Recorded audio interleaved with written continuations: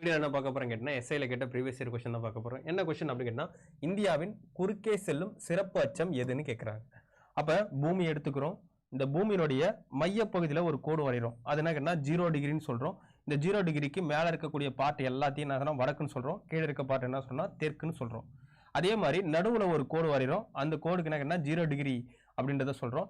இந்த பக்கத்துல இருந்து ரைட் ஹேண்ட் சைடுல இருக்கக்கூடியது எல்லாமே கிழக்குன்னு சொல்றோம். இந்த பக்கத்துல இருக்கக்கூடியது மேற்கு வகையில இருக்கக்கூடியது என்ன சொல்றோம்னா மேற்குன்னு சொல்றோம். சோ இப்ப நம்ம இந்தியா எந்த இடத்துல அமைஞ்சிருக்குன்னா இந்த வட கிழக்கு அரைக்கோளத்தில் அமைஞ்சிருக்கு அப்படின்றத நம்ம சொல்றோம். சோ இந்த பூமிக்கு மேல வடக்கு பகுதியில 2 கோடுகள் வரைஞ்சிருப்பாங்க. இந்த 23 டிகிரி நார்த் அப்படின்றது என்ன கேட்டா கடகரேகை. இதுதான் என்ன இந்தியாவின் குறுக்கே செல்லக்கூடியது. சோ அதே மாதிரி 66 டிகிரி நார்த் அப்படின்றது என்ன கேட்டீங்கன்னா ஆர்டிக் வட்டம் அப்படின்றத சொல்லியிருப்பாங்க. அதுவே 66 டிகிரி சவுத்ன்றது அண்டார்டிக் வட்டம், 23 டிகிரி சவுத்னு சொல்றது மகர ரேகை அப்படின்றது சொல்லியிருப்பாங்க.